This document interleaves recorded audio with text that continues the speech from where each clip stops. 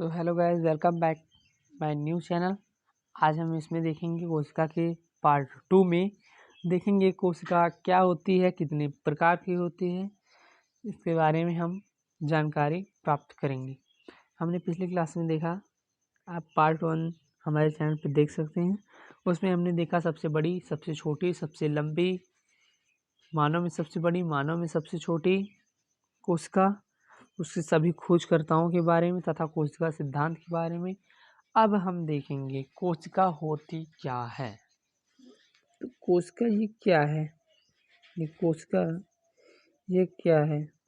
कोशिका हमारे जीवन की, हमारे शरीर की संरचनात्मक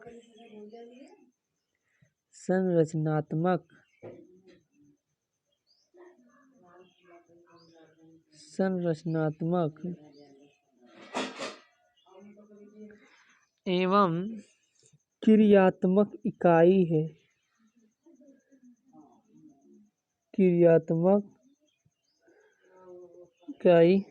अभी संरचनात्मक क्रियात्मक इकाई ये क्या, तो इसको आप ऐसे भी कर सकते हैं, जैसे मान लीजिए वो क्या हो रहा है, जैसे मान लीजिए ये कई सारे ईंट हैं।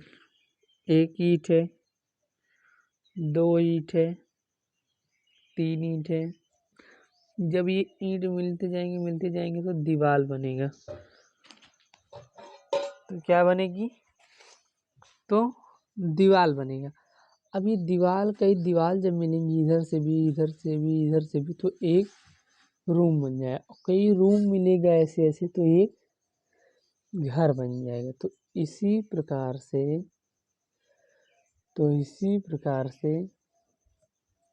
हम अगर देखें तो हमारे जो शरीर में है कोशिका, वो भी कुछ इसी प्रकार से काम करती है। तो आप कहेंगे ऐसे कैसे, तो ये देखिए हम आपको बता रहे हैं। जो कोशिका है ये क्या करती है, ये जो सबसे छोटी, शरीर में सबसे छोटी यही होती है कोशिका। ये तो बहुत बड़ा इसमें दिख रहा है ना, वो दिख नहीं सकती आपको आपकी आंखों से। तो सबसे छोटी यही होती। अब ये मिलते ये बनाती है ऊतक। क्या बना लेती है, ऊतक। ठीक है। अब ये कई ऊतक मिलते क्या बनाते हैं, अंग। ये कई अंग मिलते क्या बनाते हैं, शरीर। ठीक है, क्या बनाते हैं, शरीर बनाते हैं। क्या बनाते हैं, शरीर। ठीक है। जब कई सेल मिलेंगी तो क्या बनाएंगी, कई कोशिका मिलेंगे तो क्या बनाएंगे, ऊतक। कई ऊतक मिलेंगे तो क्या बनाएंगे, अंग। कई अंग मिलेंगे तो क्या बनाएंगे, शरीर। ठीक है, क्लियर हो गया। पहले कोशिका से ऊतक बनेगा, ऊतक से अंग बनेगा, अंग से शरीर बनेगा। ठीक है। कोशिका से ऊतक,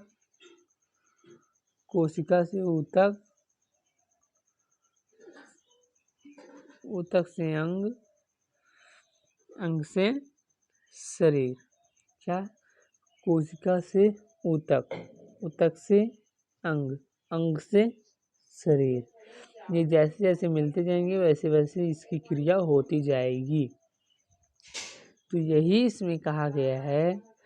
तो इसीलिए इसे हमारे शरीर की संरचनात्मक, मतलब इस शरीर को बनाने वाली, संरचना करने वाली और इस शरीर को चलाने वाली, मतलब क्रिया करने वाली इकाई इसको कहा गया है, सिर को। इसीलिए हमारे शरीर की संरचनात्मक एवं क्रियात्मक इकाई कहा गया है। क्यों कहा गया, समझ में आ गया होगा। मतलब क्योंकि यह हमारे इस शरीर को बनाने में भी पूरा योगदान करती है। इस शरीर को हमारे बनाने के लिए उसकी संरचना के लिए भी यह कार्य करती है। और इस शरीर को चलाने के लिए, बोलेंगे चलाने के लिए कैसे, इसको भी हम आगे देखते हैं। तो उसको हमारे शरीर को क्रिया कराने के लिए भी इसका बहुत बड़ा योगदान होता है। ठीक है, तो क्रिया कराने के लिए क्रियात्मक और संरचना के लिए संरचनात्मक, तो इसीलिए इसको कहा गया है संरचनात्मक एवं क्रियात्मक इकाई। अब इतना तो हो गया। अब नेक्स्ट देखते हैं। अब देखिए, अब ये जो होती है कोशिका, ये दो प्रकार की होती है, एक प्रोकैरियोटिक, एक यूकैरियोटिक। यूकैरियोटिक, यूकैरियोटिक, और मैंने पूरा नहीं लिखा है। तो प्रोकैरियोटिक जो होता है, अब देख सकते हैं इसका फिगर, देखिए कैसा है प्रोकैरियोटिक। प्रोकैरियोटिक, तो ये प्रोकैरियोटिक कुछ इस प्रकार का दिखता है।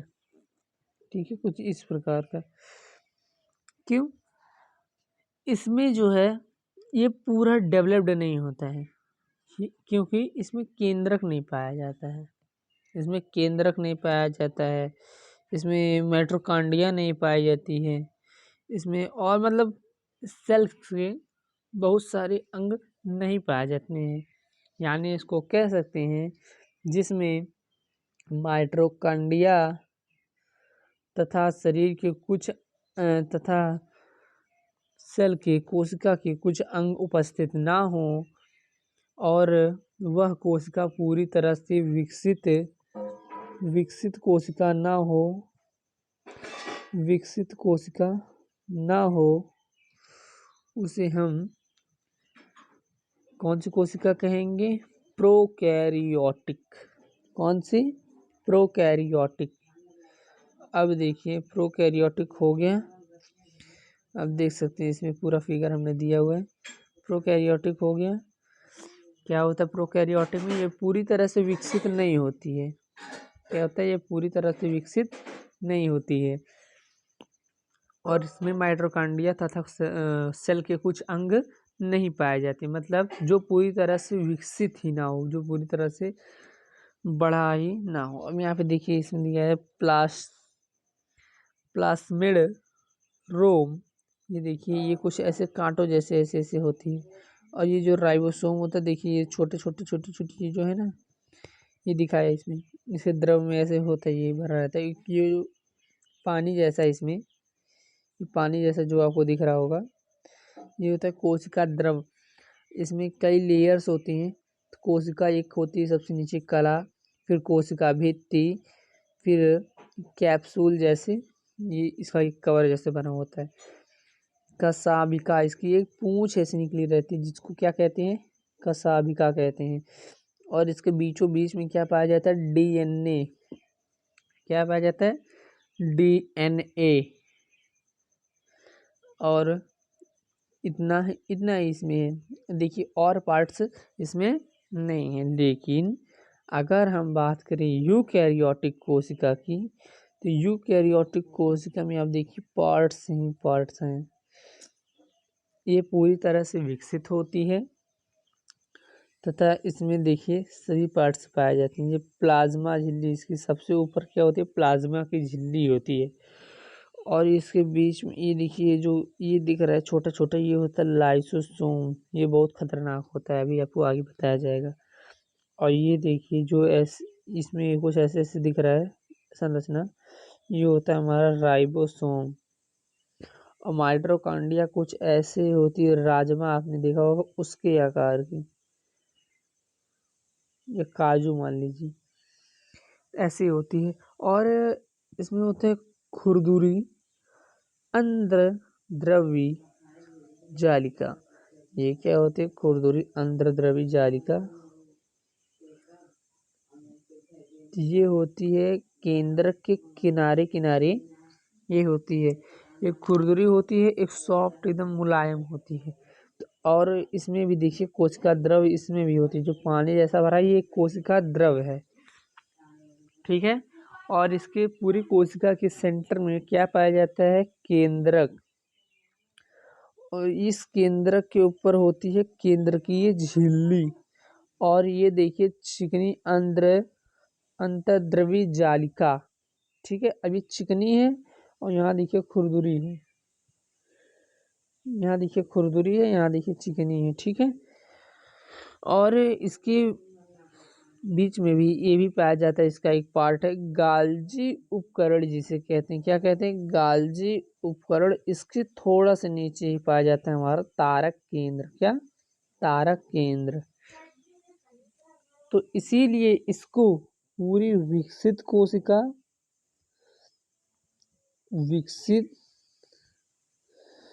विकसित कोशिका या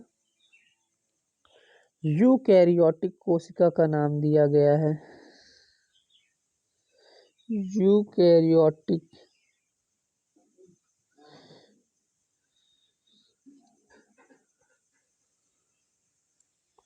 कैसी कोशिका का नाम दिया गया है? यूकैरियोटिक कोशिका का नाम दिया गया है।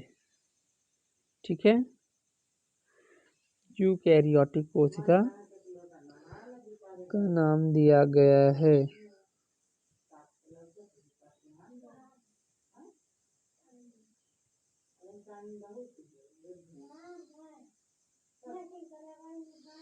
ठीक है, कि इसको क्या कहा गया है? जो विकसित कोशिका होती है उसको क्या कहा जाता है? उसको कहता है यूकैरियोटिक कोशिका। यूकैरियोटिक। कौन सी? यूकैरियोटिक कोशिका। यूकैरियोटिक जो पूरी विकसित हो उस कोशिका को क्या कहा जाता है? यूकैरियोटिक कोशिका। जो पूरी विकसित ना हो उसको क्या कहा जाता है? प्रोकैरियोटिक कोशिका। कौन सी कोशिका? प्रोकैरियोटिक कोशिका। ठीक है, क्या कहा जाता है? प्रोकैरियोटिक कोशिका। अब ये देखिए, इसको प्रोकैरियोटिक कोशिका, इसको यूकैरियोटिक कोशिका। ये क्या था? ये था कोशिका का दो प्रकार। कोशिका कितने प्रकार की होती हैं? आकार तथा उसके कार्य के आधार पर, आकार तथा कार्य के आधार पर कोशिका कितने प्रकार की होती है? कोशिका दो प्रकार की होती हैं। और अगर आपसे पूछ लिया जाए कि कोशिका संख्या के आधार पर कितनी प्रकार की होती है, तब आपका जवाब क्या होगा? कोशिका को संख्या के आधार पर भी दो पार्ट में बांटा गया है, दो भागों में, दो पार्ट्स में। ठीक है, वो दो पार्ट्स क्या हैं? एक होता है यूनिसेलुलर यानी एक कोशिकीय।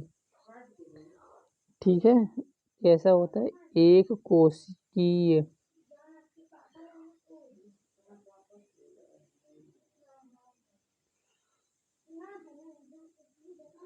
कैसा होता है? एक कोशिकीय जिसको कहते हैं। ठीक है, एक कोशिकीय।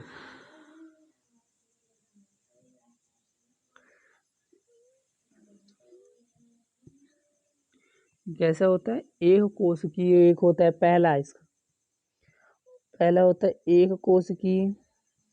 दूसरा कैसा होता है? दूसरा होता है बहुकोशिकीय। बहुकोशिकीय।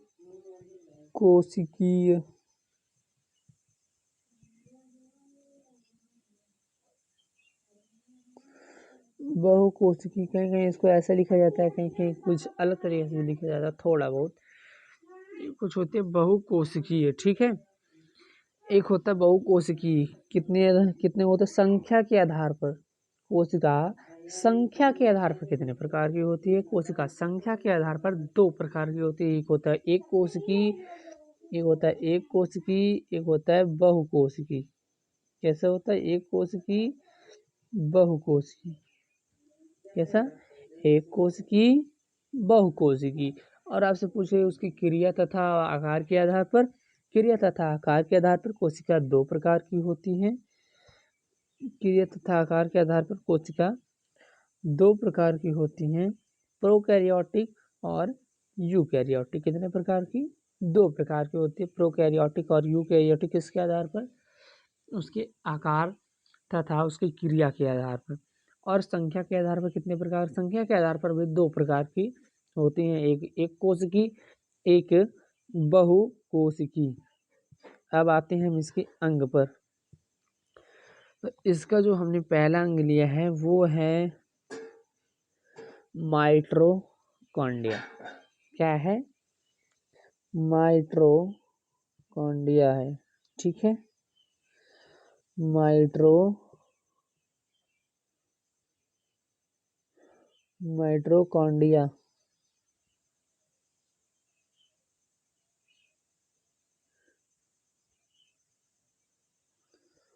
माइटोकॉन्ड्रिया, ठीक है। ये कौन सा पार्ट है हमारा सेल का? तो ये हमारे सेल का है माइटोकॉन्ड्रिया। अब हम देखेंगे ये माइटोकॉन्ड्रिया का कार्य क्या है, ठीक है। ये क्या करता है सेल के अंदर?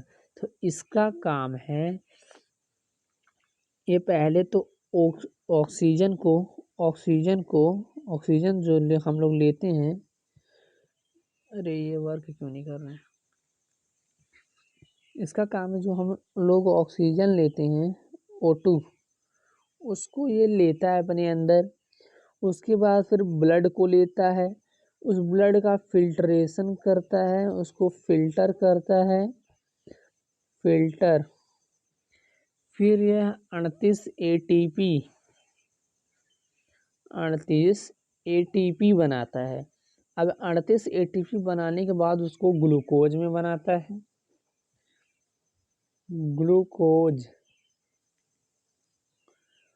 वो ग्लूकोज फिर उसको ऊर्जा में बदलता है। किसमें? ऊर्जा में, जिससे हम लोग अपना कार्य सब कुछ करते हैं। तो पहले ये इसका कार्य क्या है? पहले ये क्या करता है? पहले यह ऑक्सीजन को अपने अंदर ग्रहण करेगा, फिर ब्लड को करेगा, फिर ऑक्सीकरण करेगा, मतलब उसको पूरा छाने होने का पूरा उसको फिल्ट्रेशन करेगा। ब्लड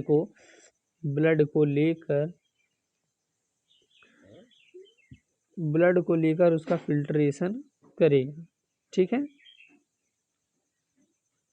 उसका क्या करेगा?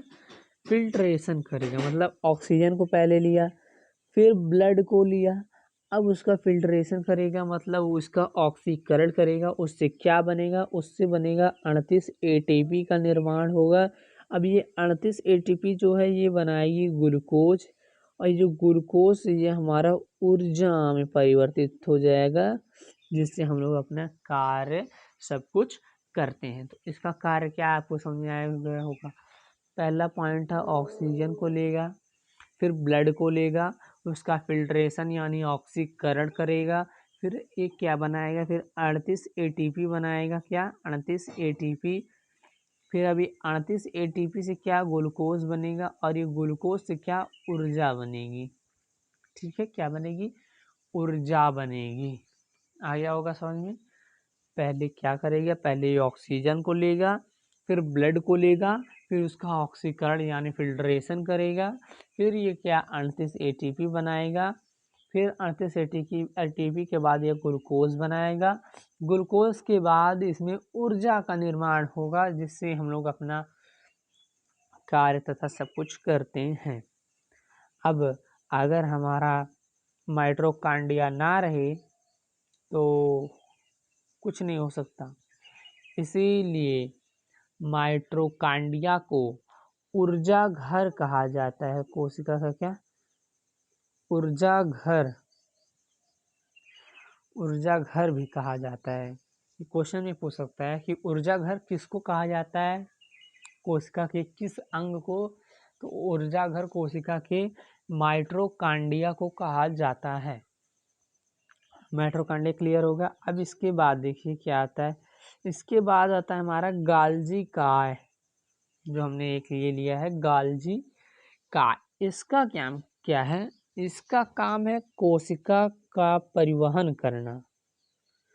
कोशिका का परिवहन,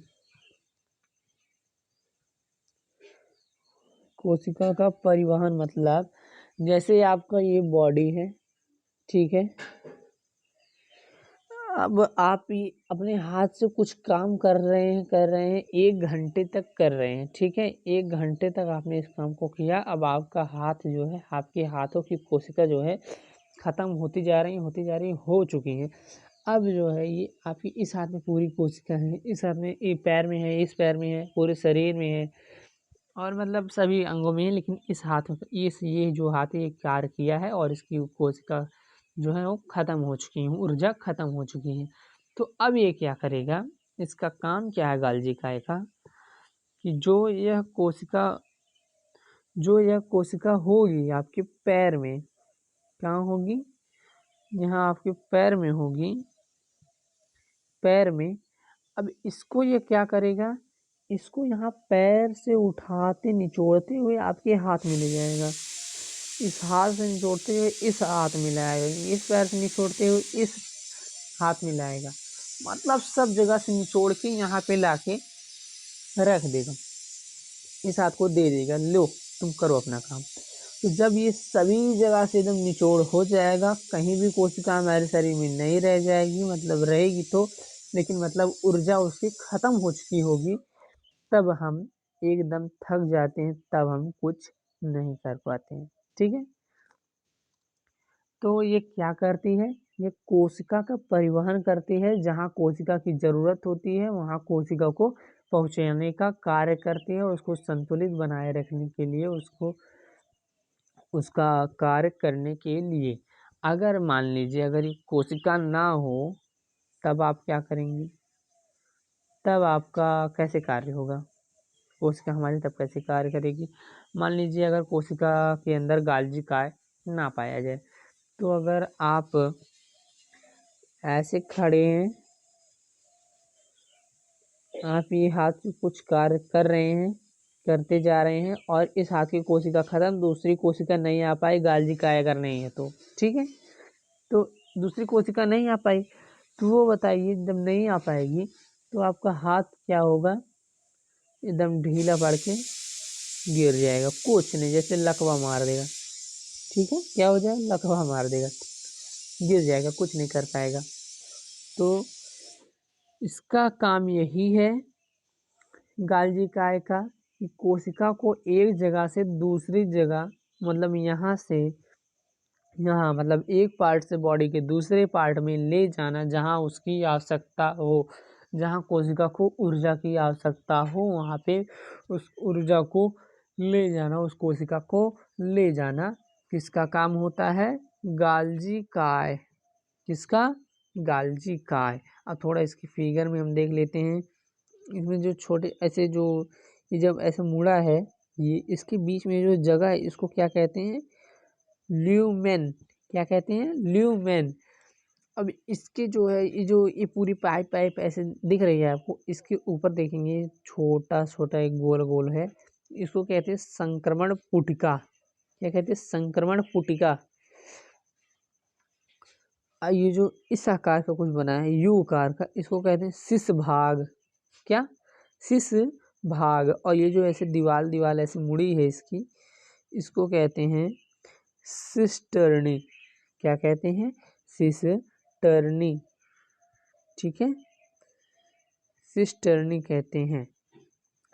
अब उसके बाद देखिए साबरी, यहाँ पे क्या दिया है, साबरी पुटिकाएं, सॉरी क्या है, 17वीं पुटिकाएं, स्त्रवी, क्या लिखा है, स्रावी पुटिकाएं, हाँ स्रावी पुटिकाएं हैं। ये क्या दिया, ये स्रावी पुटिकाएं हैं। ये जो ऊपर जो होता है गोल गोल छोटा छोटा, ये होता है संक्रमण पुटिकाएं। इसके नीचे जो कई सारी पाई जाती हैं वो होती हैं स्रावी पुटिकाएं। और इसके नीचे में ये जो खाली क्षेत्र कुछ होता है इसके इसके बीच का, इसको कहते हैं ट्रांस भाग, क्या कहते हैं, ट्रांस भाग, क्या कहते हैं, ट्रांस भाग, ठीक है। और इसके देखिए किनारे पे जो इस कुछ इस प्रकार का बना होता है, जैसे कुछ ऐसे गोल गोल आकार का देखने को बना हुआ है इस प्रकार का, इसको क्या कहते हैं, इसको कहेंगे नई पुटिका का निर्माण, ठीक है, नई पुटिका का निर्माण, मतलब ये जो गोला ऐसे ये जो छोटा छोटा ये जो बाहर निकला है इसको कहते हैं स्रावी पुटकाएं। अब ये स्रावी पुटकाएं इसी नई पुटका का निर्माण वाला ये जो भाग है, अब यही यहाँ से टूटेगा तो ये स्रावी पुटकाएं बनेंगी। ठीक है, ये स्रावी पुटकाएं बनेंगी। ठीक, और यही जब ऊपर जाएगा, ऊपर की तरफ ऐसा होगा तो इसको क्या कहेंगे, इसको कहेंगे संक्रमण पुटिकाएं। तब ये संक्रमण पुटिकाएं हो जाएगा। ठीक है, तब ये क्या हो जाएगा, तब ये हो जाएगा संक्रमण पुटिकाएं। अगर ऊपर होगा संक्रमण पुटिकाएं, नीचे होगा स्रावी पुटिकाएं, नीचे होगा स्रावी पुटिकाएं। ठीक है, अब आपने देख लिया माइटोकॉन्ड्रिया, गाल्जी काय, कोशिका क्या होती है, कोशिका की अंग के आधार पर कितने प्रकार, उसकी क्रिया के आधार पर कितने प्रकार होते हैं, कोशिका की संख्या के आधार पर कितने प्रकार होते हैं। अब हमारी ये क्लास यहीं आज खत्म होती है।